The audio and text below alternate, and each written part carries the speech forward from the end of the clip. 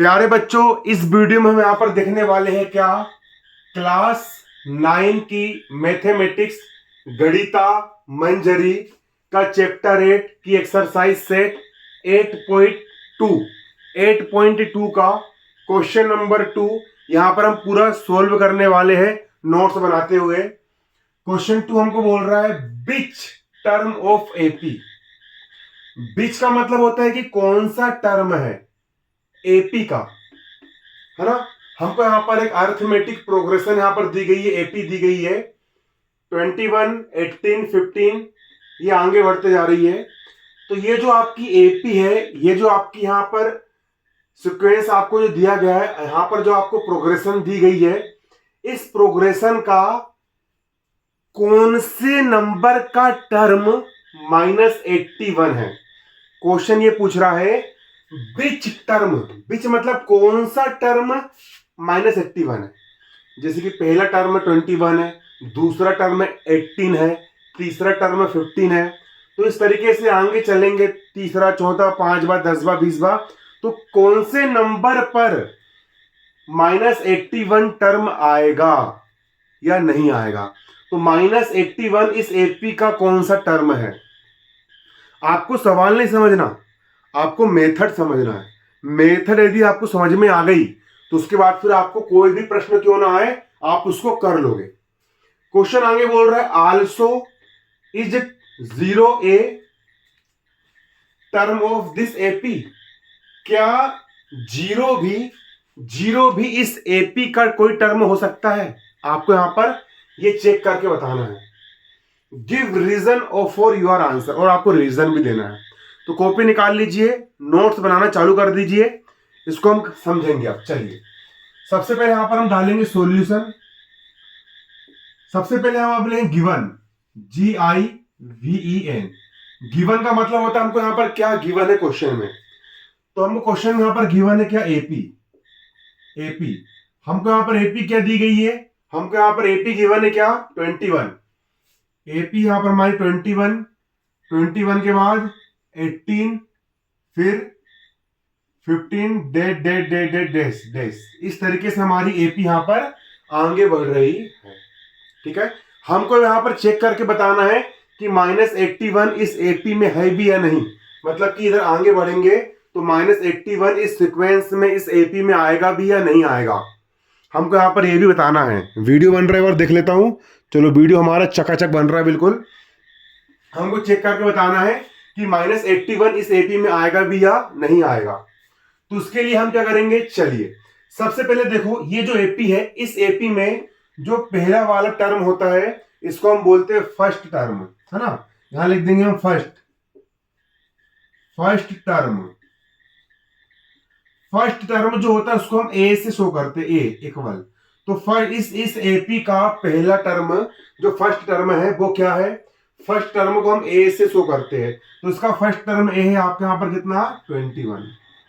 ये हो गया आपका फर्स्ट टर्म ए, ये हो गया आपका कितना, 21 यहां पर ये हो गया। अगला हम निकाल लेंगे प्यारे बच्चों कॉमन डिफरेंस।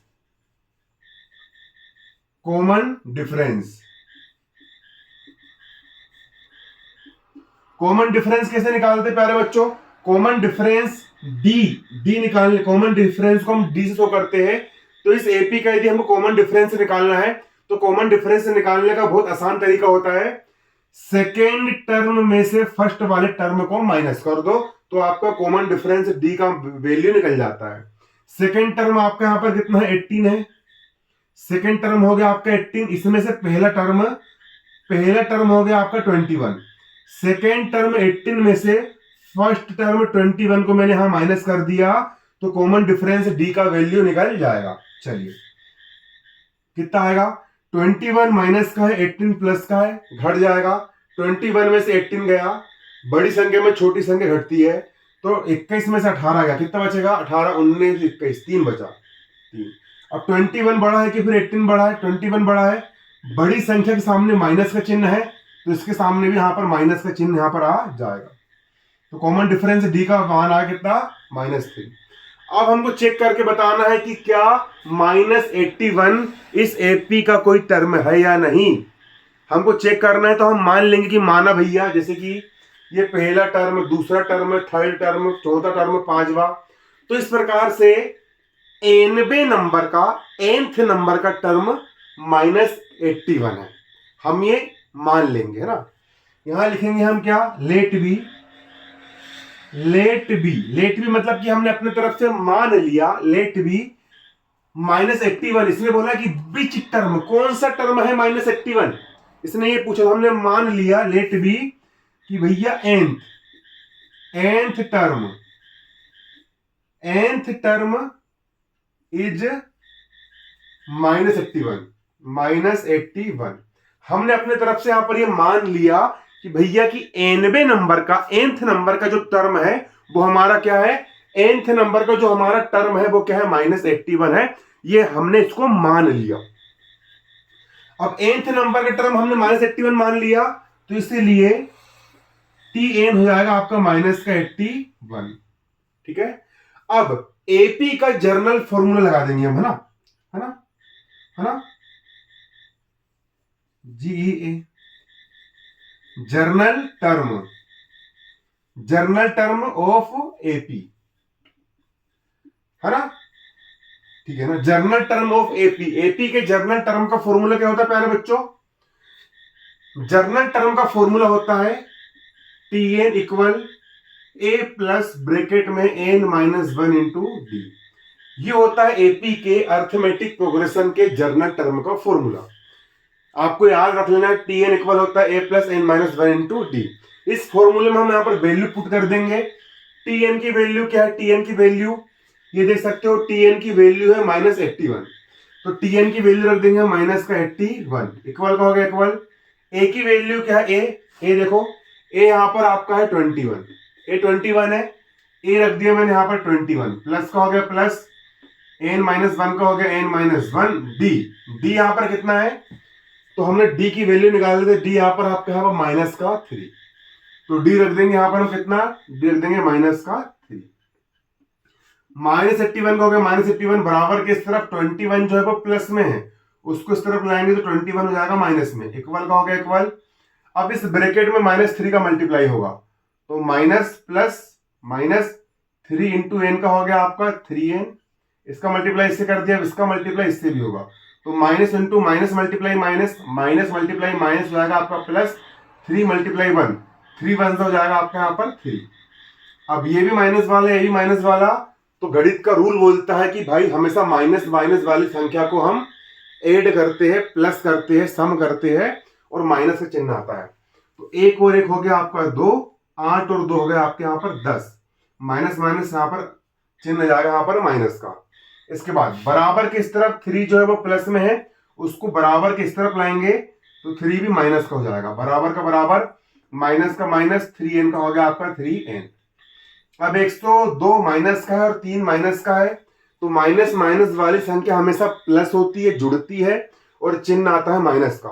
तो 102 में हम 3 प्लस करेंगे, 3 + 2 हो गया आपका 5, 0 का 0, 1 का 1, माइनस माइनस तो यहाँ पर आ गया माइनस, बराबर का बराबर, -3n का हो जाएगा आपका यहाँ पर 3n। इस तरीके से अब माइनस से माइनस हो जाएगा कैंसिल, तो यहाँ बचेगा आपका 105 अपॉन, बराबर के इस तरफ 3 जो है वो n के मल्टीप्लाई में है, इसको इस तरफ पक्षांतर करेंगे तो 3 जाएगा आपका अपोन में। ठीक है, 3 जाएगा आपका अपोन में, बराबर का बराबर, n का हो गया आपका n।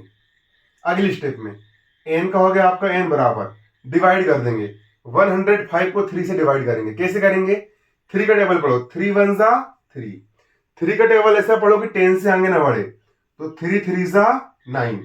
अब 10 में से 9 गया, बचा 1, 1 पे 5 15, 1 पे 5 15, 3 का टेबल से 15 से आगे ना बढ़े, तो 3 5 जा 15, तो काटने पर आ गया 35, तो n की वैल्यू आ गई आपकी यहाँ पर कितनी, 35। तो क्वेश्चन ने पूछा था कि विच टर्म मतलब कौन से नंबर का टर्म आपका -81 है, आपको ये बताना है।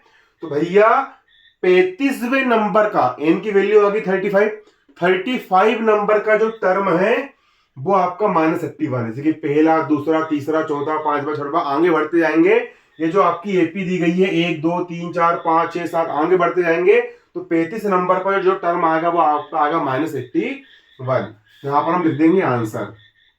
यहां लिख दिया हम क्या आंसर, है ना, है ना। एन इक्वल कितना है आपके यहाँ पर 35 है ना, ठीक है।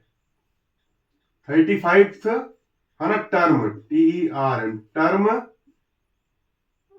ऑफ एपी, मतलब कि एपी का 35 नंबर का टर्म है ना इज, है ना, क्या रहेगा वो आपका 35 नंबर का जो टर्म रहेगा वो रहेगा आपका माइनस का 81, ये रहेगा आपको माइनस का 81। ये हो गया प्यारे बच्चों आपका आंसर।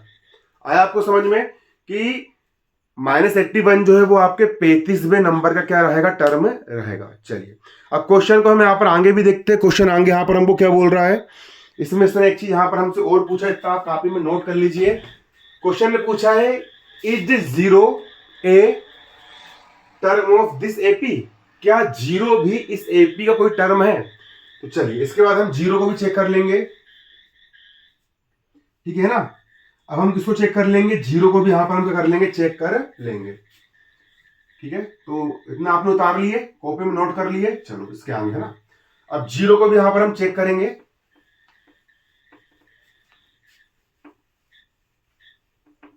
यहां बहुत सारा जहां देख लिया है। देखो क्वेश्चन ने पूछा है क्या 0 भी इस एपी का टर्म है, तो हम मान लेंगे let be nth term is 0। हमने अब nth टर्म को क्या मान लिए, 0 मान लिए, तो हमको 0 को चेक करना है 0 इस एपी का टर्म है या नहीं, है ना। चलो है ना, अब यहां लिखेंगे हम, है ना जर्नल टर्म ऑफ एपी, आपको उसके आगे इसको उतारना है ना। Journal term of AP, AP का फॉर्मूला क्या होता है जर्नल टर्म वाला, ये होता है आपके यहां पर क्या, ये होता है आपका, है ना, मान ली हमने, तो यहां पर मतलब कि टीएन की वैल्यू जाएगी आपकी 0, क्योंकि हमने nth नंबर टर्म मान लिया 0, तो ये टर्म हो गया आपका कितना 0। होता है आपका सूत्र टीएन इक्वल होता है आपका a प्लस ब्रैकेट में n-1 इंटू डी।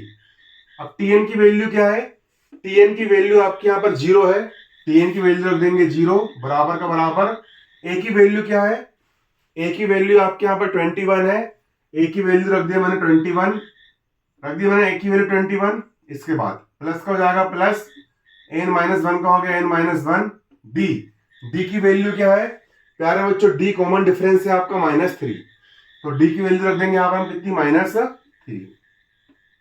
बराबर के इस तरफ 21 प्लस का है, इस तरफ 21 हो जाएगा माइनस का, बराबर इसका माइनस का हो गया -3 इंटू एन का हो जाएगा आपका 3n, इसका मल्टीप्लाई इससे हो गया, ये आ गया, अब इसका मल्टीप्लाई इससे भी होगा, माइनस माइनस प्लस 3 मल्टीप्लाई 1, 3 1 3, -21 का हो गया -21, बराबर के इस तरफ 3 जो है वो प्लस का है, उसको इस तरफ लाएंगे 3 हो जाएगा माइनस का, बराबर का बराबर, माइनस का माइनस 3n का जाएगा आपका यहाँ पर 3n, 21 भी माइनस का, 3 भी माइनस का, माइनस माइनस वाला हमेशा प्लस होता है और चिन्ह आता है माइनस का, तो 21 और 3 हो जाएगा आपका 24, माइनस माइनस हो गया माइनस, इक्वल का इक्वल, माइनस का माइनस 3n को जाएगा आपके यहाँ पर 3n। इसके बाद -24 का हो गया -24, बराबर किस तरफ -3 जो है वो n के मल्टीप्लाई में है, उसको इस तरफ लाएंगे तो हो जाएगा आपके यहाँ पर बटे में, जो मल्टीप्लाई में होता है वो इस तरफ डिवाइड में जाता है, इक्वल का हो गया इक्वल, n का हो गया आपके यहाँ पर n। अगले स्टेप में आप यहाँ पर देखोगे माइनस से माइनस क्या हो गया, कैंसिल हो गया, काट दो, 3 1 3, 3 का टेबल ऐसा पढ़ो 24 से आगे ना बढ़े, तो 3 8 24, 3 8 24, n की वैल्यू आ गई आपके यहाँ पर कितनी 8, n की वैल्यू आ गई आपके यहाँ पर 8। तो क्वेश्चन ने पूछा था क्या 0 इस एपी का टर्म है, तो हाँ 0 इस एपी का टर्म है, क्योंकि यहाँ पर n का मान 8 आ गया है ना, 8वें नंबर पर यहां पर आ जाएगा आपका 0, है ना। तो yes 0 is a term of AP, है ना। तो 0 जो है वो एपी का क्या है, टर्म है ना, कौन से नंबर का है ना, 8th term of AP, 8th मतलब 8वें नंबर का टर्म ऑफ एपी क्या है, 8th मतलब 8वें नंबर टर्म में यहाँ पर क्या आएगा आपका 0 है, इज 0, तो उम्मीद करता हूँ कि आपको यहाँ पर क्वेश्चन समझ में आया होगा, सवाल समझ में आया होगा। इसको आप नोट कर लीजिए, इसको आप रफ कॉपी में 2 से 3 बार करके देखिए।